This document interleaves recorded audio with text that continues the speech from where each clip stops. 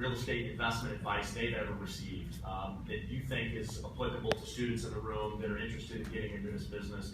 I think all of us work with or have worked with some of the great investors in our space, and Sush will start with you.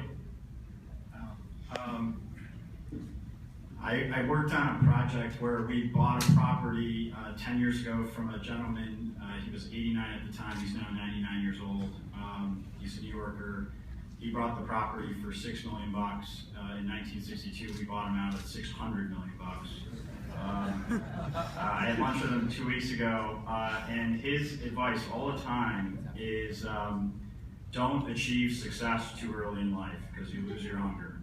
And so, you know, he's an unbelievable person, by the way, and I think a lot of that has some merit. You know, the hunger and the hard work needs to always be there. Well, as we said, for grit. Perhaps less profound than Sush, as is usual. But someone told me early on, and I think it's applicable in particular to today's market when interest rates are where they are and financing is just generally as accretive as it is, not to conflate the financing decision with the investment decision. So certainly leverage is a very, very powerful tool for real estate, and we can all appreciate the degree to which it helps us, but it doesn't eliminate the need to really have the fundamental investment conviction around the fundamental investment decision.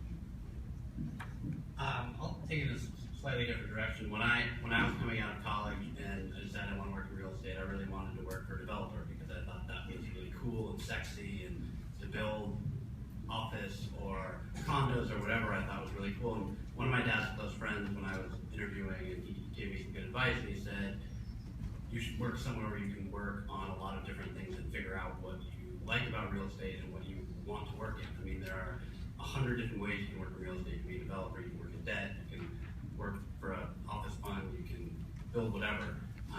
And so I went the other way. I worked at Eastville for a couple of years, and I feel like now whenever I meet with younger sisters in college, and I've talked with a couple of her friends about they want to get in real estate, and they all say the same thing that I did when I was coming out of college.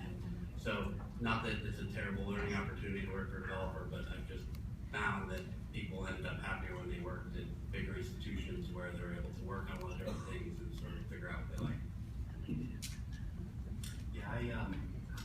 Yeah, I'll give an example on something. So when I started working 15 years ago, I worked at the Blackstone Group, and I remember a lesson that was sort of given to me was, you know, buy the best real estate you can at the best price you can pay for it, and try to really figure out where the value is so you can ascribe that value and pay for it. But the lesson there was actually, we also built something else, which on the spreadsheet, this is sort of 15 years ago, this is in 2000, this was just after the bursting of the telecommunications bubble. You know, we bought something that on the spreadsheet looked excellent. It was a huge discount to another building, and that building was leased at 27 a foot. This building, if you ran it sort of 20 a foot, it would be a home run and all the rest of it. The problem is when the world moved away, nobody wanted to lease it. And so the lessons sort of that I learned, and I've tried to work through for the rest of the 15 years, the 10 years I was at Blackstone, the 5 years I've been at Northwood, is you try to buy the best quality you can. In the good times, you'll get the best tenants that pay the highest rents, but even in the bad times, you'll still be one of the first buildings leased, and it will still be heavily in demand when you come to sell it. Paul? Sure. I think, it's interesting, probably a little pearl of wisdom that I had early in my career that I still think today is applicable to every deal we look at, and the key thing is never fall in love with a deal. It's so easy to incrementalize yourself, on a deal, and you can't fall in love. It's business. Look at it, analyze it, make a decision, make the right decision, but don't fall in love with it. I think the other thing is in really looking at it as well, although a lot of us up here and a lot of people in the room have, value-added funds, opportunistic funds, and the fund business is a successful business, and we've all had good returns. One of the things I've, realized early on in my career, and still a big part of our business today, is that although you make money in the value add business and you're able to time the markets are volatile, and the way to really build wealth in this business is to invest for long term, buy great real estate in supply constrained markets, because you'll weather the storm with the right capital structure, which is key, is you have to have the right capital structure. But if you look back in the major markets over the last 2 or 3 cycles, even if you bought at the top of the market in those cycles, if you were able to weather the storm, there's a point in time over that last 20 years where the value has come back if you're able to hang on to a great asset. Because even in a down market, and I think, you know, this is said before, even in a down market, if you have a great, well-located Class A asset in a supply-constrained market, you'll keep it leased.